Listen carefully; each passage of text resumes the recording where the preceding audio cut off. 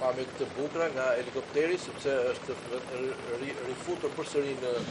larë dhe helikopteri me xhirimet e tyre. Këtu jemi me kamerën fikse, mbrapa Lorenzo Fortunatos, i cili po qëndron mjaft mirë në zbritje, duket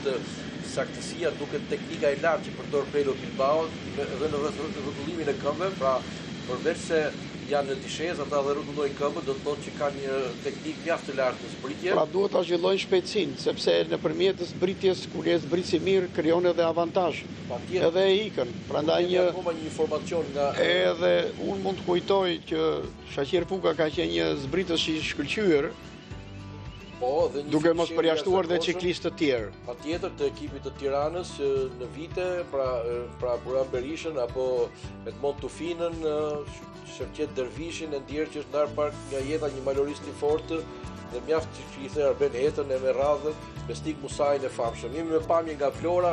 e pavarësisë, monumenti i madh, infrastruktura e Vlorës, e cila është bërë mjaft moderne dhe është rrjedzuar në zonën e vjetër, pra në zonën e lagjes së vjetër. Këtu me pamje nga Apollonia, porti i Vlorës, Lungomarja, dhe vazhdojmë përsëri me këto pamje nëpërmjet helikopterit, të cilët kanë mundësi të fluturojnë më sipër, pra nuk mund të jenë më afër grupit, sepse është mjergull ajo që i detyron të shikojmë, të presim në momentin që do të arrijmë të kemi pamje të drejtë për drejta.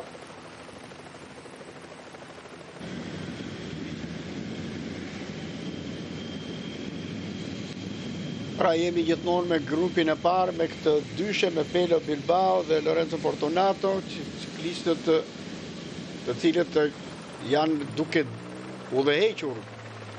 kreun e garës sot, formacionin roz, pra 43 sekonda, do thotë që ky grup prej dy ciklistës ka ditur të ruaj këtë avantazh.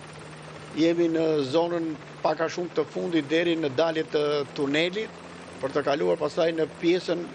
zbritse, në fush Ducat dhe në drejtim të Orikumit.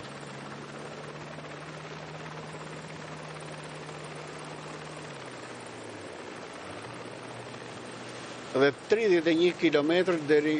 në përfundim, ja dhe Mark Pedersen, i cili ka dalë në krye, tash është i liruar mbasi ka kaluar atë terren malor, me grupin pa u shqetësuar nga të tjerët, duke sikur i mbajtën të njëjtën trajtim